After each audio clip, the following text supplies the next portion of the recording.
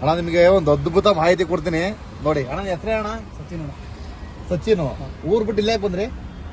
ಇಲ್ಲೇ ಊಬರ್ ಕಂಪ್ನಿಗೆ. ಊರಲ್ಲಿ ಎಷ್ಟು ಎಕರೆ ಜಮೀನು ಐತೆ? 40 ಎಕರೆ ಐತೆ. 40 ಎಕರೆ. 40 ಎಕರೆ ಅವಿವೇಕಿಗಳ ಕಾಮೆಂಟ್ ಹಾಕಾರ ಬ್ಯಾಡ್ ಕಮೆಂಟ್ ಕೇಳಿ. 40 ಎಕರೆ ಇದನ್ನ ಯಾಕೆ ಮಾಡ್ಬೇಕು ಅನ್ಸ್ ನಿಮ್ಗೆ?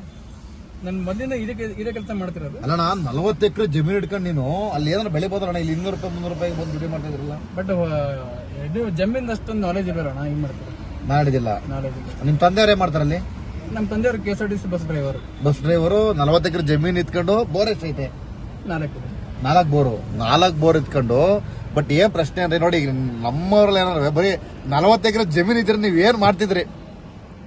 ತಿಗ ಎಲ್ಲ ಅಟ್ಟಮೇಕ್ ಹೋಗಿರೋದು ನಿಮ್ಗೆಲ್ಲ. ನಮ್ ಕಡೆಗೆ ತಿಕ್ಕ ಅಟ್ಟಮೇಕ್ ಹೋಗಿರೋ 40 ಎಕರೆ ಜಮೀನ್ ಬಿಟ್ರೆ ನೀವೇ ರಾಜ್ಯ ಕೇಳಿರಲ್ಲ ಹೇಳಿರಲ್ಲ.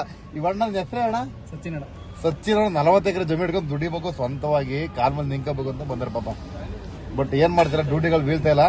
ಹಂಗೆ ಮಾತಾಡ್ಸ್ತಾ ಇದ್ದೆ, ಹಿಂಗೆ ವಿಚಾರ ಕೇಳಿದ್ನಲ್ಲ ತಿಳ್ಕೊಳ್ಳ ನಿಮ್ಗೂ ಹೇಳೋಣ ಅಂತ ಬಂದೆ.